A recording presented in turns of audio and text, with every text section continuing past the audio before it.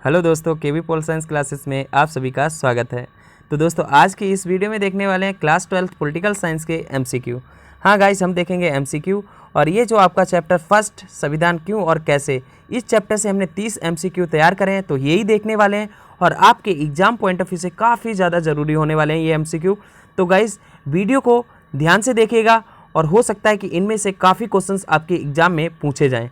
तो शुरू करते हैं वीडियो को बिना किसी देरी के। प्रश्न नंबर फर्स्ट, पहला, निम्नलिखित में से किस वर्ष भारत का संविधान पूर्ण रूप से लागू किया गया? आपको बताना है जो भारत का संविधान था वो किस वर्ष लागू किया गया था, क्या डेट थी। तो का ऑप्शन है 26 नवंबर 1949 को, खा है 6 दिसंबर 1940 को, गा है 26 जनवरी 1950 को और गा है 15 अगस्त 1947 को। तो राइट ऑप्शन है आपका गा, यानी कि 26 जनवरी 1950 को हमारा संविधान पूर्ण रूप से लागू किया गया था। प्रश्न नंबर 2, भारत का संविधान किसने बनाया था? आपको ये बताना है कि भारत का संविधान किसने बनाया था। तो गाइस बता दूं, ये जो क्वेश्चन है आपका, ये अभी जामिया का बीए पॉलिटिकल साइंस का एंट्रेंस एग्जाम हुआ था, उसमें पूछा गया था। तो ये काफ़ी ज़्यादा महत्वपूर्ण क्वेश्चन है। तो यहाँ से आप समझ सकते हो जो अभी आप 11th में पढ़ रहे हो, 12th में पढ़ रहे हो, वो आगे आपके कॉम्पिटिटिव एग्जाम में पूछे जा सकते हैं क्वेश्चंस। इन्हीं बुकों से आपके जो एमसीक्यू होते हैं, जो आगे कंपटीशन एग्जाम में पूछे जाते हैं, बनाए जाते हैं। तो इन जो क्लासें होती हैं 11th और 12th, इनको ध्यान से पढ़ना चाहिए। तो ये जो क्वेश्चन था आपका प्रश्न नंबर 2, ये क्वेश्चन आपके एमए एंट्रेंस एग्जाम जामिया के क्वेश्चन पेपर में आया था इसी ईयर 2021 में। तो इसका ऑप्शन है भारत का संविधान किसने बनाया। तो का ऑप्शन है एक ब्रिटिश सांसद ने, खा ऑप्शन इंग्लैंड के राजा ने, गा ऑप्शन भारतीय संसद ने और घा ऑप्शन संविधान सभा ने। तो इसका राइट ऑप्शन है हमारा भारतीय जो संविधान सभा थी उसने क्या करा था, ये संविधान बनाया था, यानी कि भारत का संविधान का निर्माण संविधान सभा के द्वारा किया गया था। प्रश्न नंबर 3, निम्नलिखित में से किस देश से प्रस्तावना का विचार उधार लिया गया? तो हमें ये बताना है कि भारत की प्रस्तावना है, संविधान की जो प्रस्तावना है, उसका जो विचार था वो कहाँ से उधार लिया गया। तो का ऑप्शन है कनाडा का संविधान, खा है यूके का संविधान, गा है फ्रांसीसी संविधान और गा है अमेरिकी संविधान। तो जो अमेरिकी संविधान था, यहाँ से क्या करा था, हमने प्रस्तावना का विचार लिया था। अब बात करते हैं प्रश्न नंबर 4, संविधान किसका निकाय है? कानूनों का है, बुनियादी नियमों का है, किसका है? तो का ऑप्शन है बुनियादी, खा कानूनों, गा नियमों और गा नैतिक मूल्यों। तो संविधान जो होता है वो निकाय होता है नियमों का, उसमें क्या होते हैं, रूल्स लिखे होते हैं, है ना, रूल्स रेगुलेशन। तो संविधान किसका है, कानून नियमों का निकाय है। प्रश्न नंबर 5, निम्नलिखित में से कौन सा भारतीय संविधान का प्रावधान बिना किसी बहस के पारित किया गया? तो ऐसा कौन सा प्रावधान था जो संविधान में बिना बहस मुबाहिस के पारित कर दिया गया, यानी कि कोई भी चर्चा नहीं हुई, कोई भी डिबेट नहीं हुई, ऐसे ही पारित कर दिया? तो का है सार्वभौमिक मताधिकार का प्रावधान, खा है हमारा मौलिक अधिकार, गा है राजकीय नीति निर्देशक सिद्धांत और गा है संसदीय लोकतंत्र। तो इसका आपका राइट आंसर है का, यानी कि सार्वभौमिक मताधिकार का प्रावधान बिना किसी बहस और मुबाहिस के पास कर दिया गया। अब आते हैं प्रश्न नंबर 6, भारत संविधान सभा की पहली बैठक कब हुई? संविधान सभा की पहली बैठक कब हुई थी? तो ये आपका का ऑप्शन है 11 दिसंबर 1940, खा है हमारा 13 दिसंबर 1940, गा है 6 दिसंबर 1940 और गा का देखो क्या विश्रामपुर ये नहीं, मतलब यहाँ पे 9 दिसंबर 1946 डाल देते हैं, 9 दिसंबर। तो हमारा गा है 9 दिसंबर 1949। तो राइट आंसर है 11 दिसंबर 1946 को क्या हुआ था, संविधान सभा की पहली बैठक हुई थी। अब आते हैं प्रश्न नंबर 7, संविधान सभा का गठन किस वर्ष किया गया? आपको बताना है जो संविधान सभा है उसका गठन किस वर्ष किया गया था। तो का ऑप्शन है 6 दिसंबर 1940, खा है 13 दिसंबर 1940, गा है 26 दिसंबर 1940 और गा है 14 अगस्त 1947। राइट ऑप्शन आपको बताना है, तो वह है का 6 दिसंबर 1946 को संविधान सभा का गठन किया गया था। किसने किया था ये बताओ आप कमेंट बॉक्स में। प्रश्न नंबर 8, निम्नलिखित में से किन क्षेत्रों से संविधान सभा के सदस्यों का चुनाव हुआ? तो वो कौन से क्षेत्र थे जहां से संविधान सभा के सदस्यों का चुनाव हुआ था? तो का है ब्रिटिश सांसदों से, ब्रिटिश संसद से, खा भारतीय संसद से, गा संविधान सभा से और घा प्रांतीय सभा से। जो प्रांतीय सभा थी वहां से क्या हुआ था, जो संविधान के सदस्य थे उनका चुनाव हुआ था, यानी कि 292 जो सदस्य थे जो प्रांतीय सभा से चुने गए थे। 1935 में जो इलेक्शन हुए थे ना, एक्ट आया था, उसके बाद जो इलेक्शन होते थे, तो उन इलेक्शन के बाद जो राज्य की प्रांत की विधानसभा थी वहाँ से क्या करा गया था, संविधान सभा के सदस्यों का चुनाव हुआ था। प्रश्न नंबर 9, निम्नलिखित में से किस मिशन के द्वारा संविधान सभा की रचना की गई? तो वो कौन सा मिशन था जिसके तहत संविधान की रचना की गई थी? का ऑप्शन साइमन कमीशन, खा ऑप्शन कैबिनेट मिशन, गा ऑप्शन क्रिप्स मिशन और गा इसमें से कोई नहीं। तो खा आपका क्या है? राइट ऑप्शन है। कैबिनेट मिशन के द्वारा क्या किया गया था? आपकी संविधान सभा की रचना की गई थी। अब आते हैं प्रश्न नंबर 10, नेहरू के द्वारा उद्देश्य प्रस्ताव किस वर्ष संविधान में प्रस्तुत किया गया? तो आपको बताना है जो नेहरू थे उन्होंने जो उद्देश्य प्रस्ताव था, रेजोल्यूशन था, वो कब पेश किया था यानी कि प्रस्तुत किया था? तो वो बताना है। का है 9 दिसंबर 1946 को, खा है 11 दिसंबर 1946 को और गा है 6 दिसंबर 1946 को और गा है 13 दिसंबर 1996 को।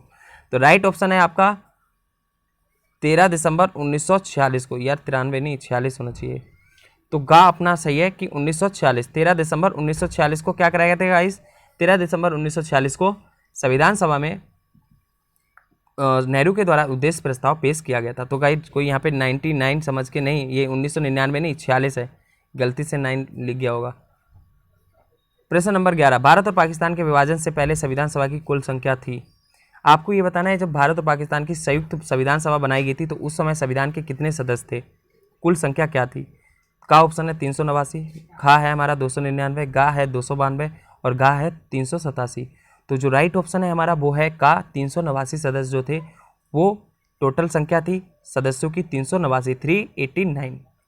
अब आता है प्रश्न नंबर 12 कि 26 नवंबर 1949 को संविधान सभा में कितने सदस्य उपस्थित थे जिन्होंने अंतिम रूप से पारित संविधान पर हस्ताक्षर किए? तो आपको बताना है 26 नवंबर 1949 को संविधान सभा में कितने सदस्य उपस्थित थे जिन्होंने क्या करा था? संविधान पर हस्ताक्षर किए थे, उसके बाद संविधान को पारित किया था। तो का ऑप्शन है 289 यानी 289, खा है 389 और गा है 284 और गा है 299। तो 284 सदस्यों ने क्या करे थे? हस्ताक्षर करे थे, साइन करे थे किस पे? संविधान पर, तब जाके पारित हुआ था। प्रश्न नंबर 13, निम्नलिखित में से संविधान सभा में किस राजनीतिक दल का वर्चस्व था? मतलब जो संविधान सभा थी उसमें सबसे ज्यादा वर्चस्व किसका था, प्रभुत्व किसका था? तो का है भारतीय जनता पार्टी, खा है स्वराज पार्टी, गा है कांग्रेस पार्टी, इसमें से कोई भी नहीं। तो जाहिर सी बात है हर कोई बता देगा कांग्रेस पार्टी का दबदबा अधिक था संविधान सभा में। 82% जो सदस्य थे, मेंबर थे, वो कांग्रेस के थे संविधान सभा में। संविधान सभा में अनुसूचित जाति के कुल कितने सदस्य थे? तो आपको बताना है। प्रश्न नंबर 14 है संविधान सभा में अनुसूचित जाति के कुल कितने सदस्य थे? तो का ऑप्शन है 26, खा है 29 सदस्य और गा है 28 सदस्य और घा है 27 सदस्य। तो राइट ऑप्शन है आपका 28 सदस्य, जो कि आपके बुक में दे रखा है। 26 सदस्य भी मैंने देखा है कई जगह, बट आपके बुक में 28 सदस्य दे रखा है, तो 28 ही लगाना है। प्रश्न नंबर 15, संविधान को बनाने में कुल कितना समय लगा? जो संविधान था उसको बनने में कितना समय लगा था? का है 2 वर्ष 11 महीने 18 दिन, खा है 3 वर्ष 11 महीने 18 दिन और गा है 2 वर्ष 10 महीने 18 दिन और गा है 2 वर्ष 9 महीने 18 दिन। तो राइट ऑप्शन हमारा का, यानी कि 2 वर्ष 11 महीने 18 दिन क्या करे थे? संविधान को बनने में लगे थे।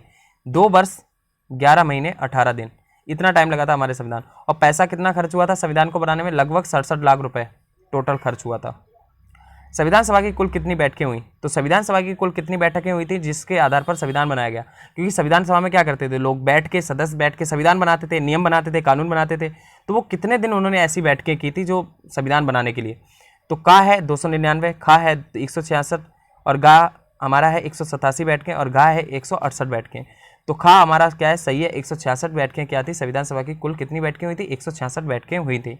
निम्नलिखित में से विभिन्न मुद्दों के लिए संविधान सभा की मुख्य कमेटी थी, कितनी कमेटियां थी? निम्नलिखित में से विभिन्न मुद्दों के लिए संविधान सभा की मुख्य कमेटियां थी, कितनी थी? संख्या बतानी है। तो का है 8 कमेटी, खा है 9 कमेटी, गा है 10 कमेटी और गा है 7 कमेटी।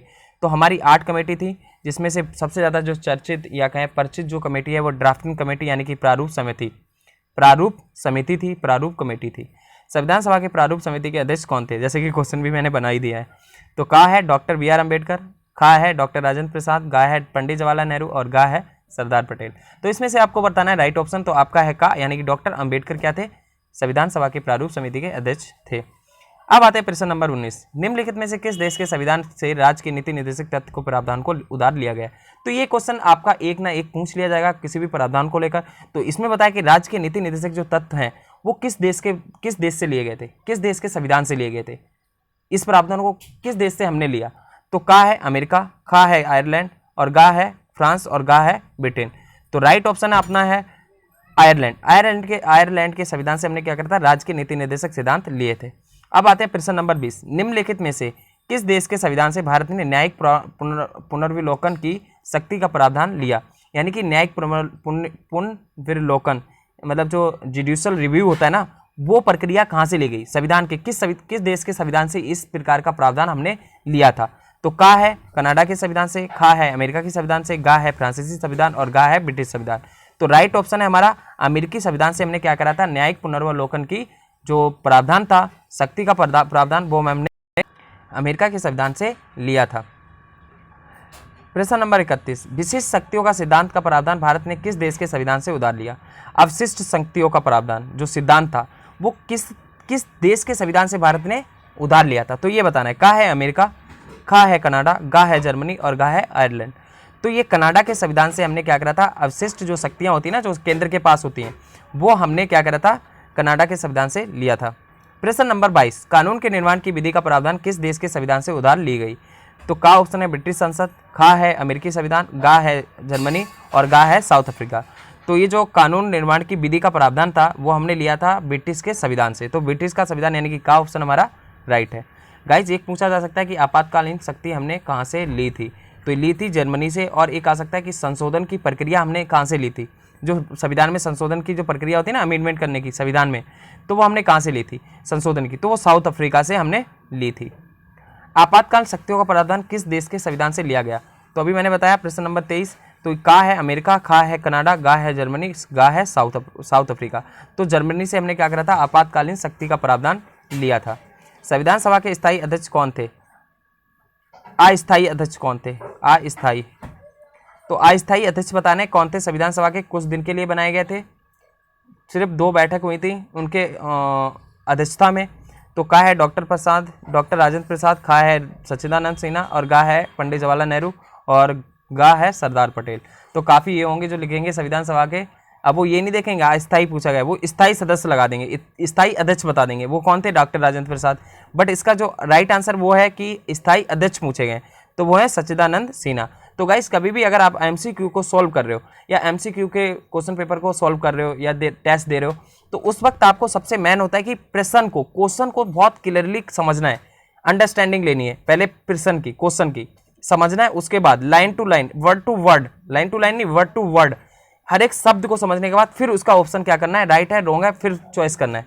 हम क्या करते हैं, कई बार गलत प्रश्न पढ़ लेते हैं और गलत टिक लगा देते हैं। कई सारे मेरे स्टूडेंट थे और भाई जामिया का एंट्रेंस एग्जाम देके आए और उन्होंने क्या करा, गलती से मतलब कि क्वेश्चन को, जो क्वेश्चन था उसको जल्दीबाजी में गलत तरीके से समझ लिया, गलत पढ़ लिया और उसका उन्होंने क्या करा, टिक लगा दिया जल्दीबाजी में। बाद में देखा, अरे सर मैंने तो ये ऐसे देख रखा था, ये तो ऐसा, अच्छा इसका ये था, मैंने क्वेश्चन ही नहीं पढ़ा।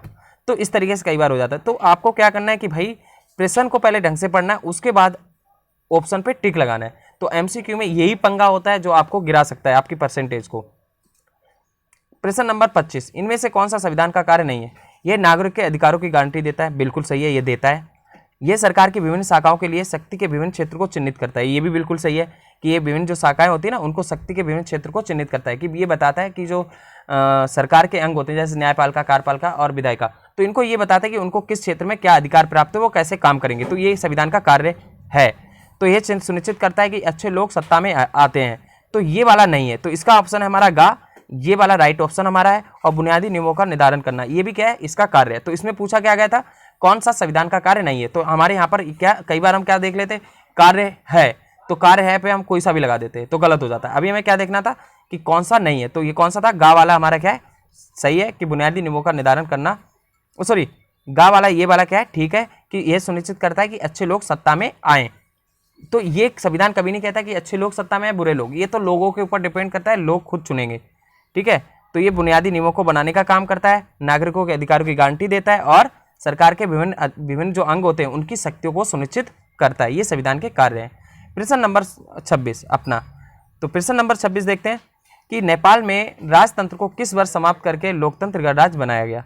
तो आपको ये बताना है कि भैया नेपाल में पहले राजतंत्र था, तो किस वर्ष राजतंत्र को समाप्त किया गया, फिर उसके बाद वहां पर लोकतंत्र स्थापित हुआ। तो का ऑप्शन है 2008 में, खा ऑप्शन है 2009 में और गा ऑप्शन है 2010 में और घा है 2011 में। तो राइट ऑप्शन है हमारा का 2008 में क्या था, नेपाल में राजतंत्र को समाप्त करा जाता है और लोकतंत्र को स्थापित किया गया। प्रश्न नंबर 27, संविधान सभा में निर्णय लेने के विषय में निम्नलिखित में से कौन सा कथन सही नहीं है? कि अच्छा, संविधान सभा में जो निर्णय लेने की प्रक्रिया थी उसके विषय में निम्नलिखित में से कौन सा कथन सही नहीं है, जो गलत बता रखा है। एक कथन है जो गलत है, इसमें वो ढूंढना है। तो देखो का, प्रत्येक कमेटी ने आमतौर पर संविधान के कुछ कुछ प्रावधानों को प्रारूप तैयार किया, ये भी सही है, हर एक कमेटी ने करा था। आमतौर पर फैसला आम राय से होने का प्रयास किया जाता था, बिल्कुल ये भी सही है। यह संभव होता था कई प्रावधानों को निर्णय मत विभाजन करके हो, लगभग सभी प्रावधानों पर सर्वसम्मति से निर्णय लिए गए। तो ये वाला जो गा है ये हमारा गलत है और ये सही है। ये कभी भी कोशिश नहीं की जाती थी कि भाई मतों को विभाजन करा जाए, ये कोशिश की जाती थी कि भाई सभी के सभी जो मत हैं वो एक मत हो, सभी एक पर राय व्यक्त करें और एक पर सहमति बने सबकी।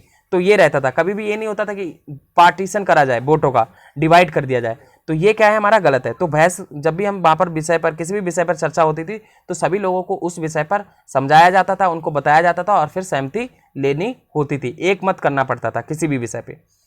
अब आते हैं प्रश्न नंबर 28, संविधान सभा में कांग्रेस को कितनी सीटें प्राप्त थी? यानी कितनी % सीटें कांग्रेस को प्राप्त थी संविधान सभा में, कितना %, कितने % मेंबर क्या थे कांग्रेस के? तो कांग्रेस के थे तो का है 72%, खा है 82% और गा है 92% और गा है 62%। तो हमारा राइट ऑप्शन है खा, यानी कि 82% जो थे सदस्य जो थे वो किसके थे? कांग्रेस के संविधान सभा में थे।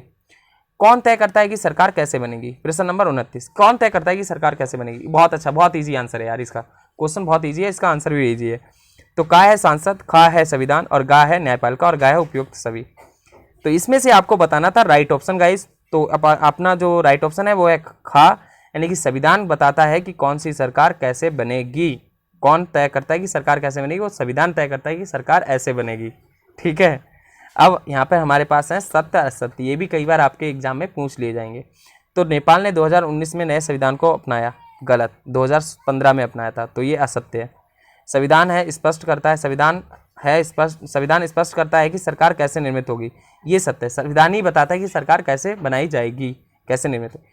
अब 32वां प्रश्न है, इंडोनेशिया में सरकार की जिम्मेदारी है कि वह राष्ट्रीय शिक्षा व्यवस्था बनाए और उसका संचालन करे, ये भी सत्य है कि इंडोनेशिया में ये जिम्मेदारी है सरकार की, वो राष्ट्रीय शिक्षा व्यवस्था बनाए, मतलब एक एजुकेशन सिस्टम बनाए और उसका संचालन करे। अब आते प्रश्न नंबर 33, भारतीय संविधान जातीयता और नस्ल की नागरिकता के आधार के रूप में मान्यता नहीं देता, सत्य, बिल्कुल। भारतीय संविधान ना किसी को जाति के आधार पर और नस्ल के आधार पर नागरिकता के रूप में मान्यता नहीं देता है। कोई भी ऐसा नहीं है कि भाई इस जाति के इस नस्ल के हो तभी आपको नागरिकता दी जाएगी, ऐसा नहीं है। सभी लोगों को नागरिकता दी जाती है भारत में। और प्रश्न नंबर 34, अंबेडकर कांग्रेस और गांधी के कड़े आलोचक थे, तो बिल्कुल सही है कि अंबेडकर जो थे कांग्रेस और गांधी दोनों के बड़े कड़े आलोचक थे। गांधी को यहाँ तक कि अंबेडकर ये कह देते थे ये भैया ढोंगी हैं, ये तो बाबा हैं, है ना, ये तो मतलब अपर कास्ट को ज़्यादा बढ़ावा देते हैं, लोअर कास्ट की अनुसूचित जाति जो होती हैं और जो दलित होते हैं उनके तो लिए आवाज़ ही नहीं उठाते। तो इस तरीके से ये क्या करते थे, आलोचना करते थे। और पूना पैक्ट भी अंबेडकर और गांधी के बीच में ही हुआ था 1928 का। तो यहाँ पे हमारे क्या होते हैं, सारे प्रश्न खत्म होते हैं guys, MCQ।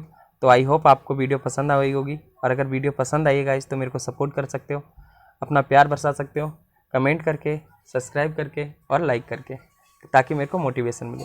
Thank you so much, love you to all.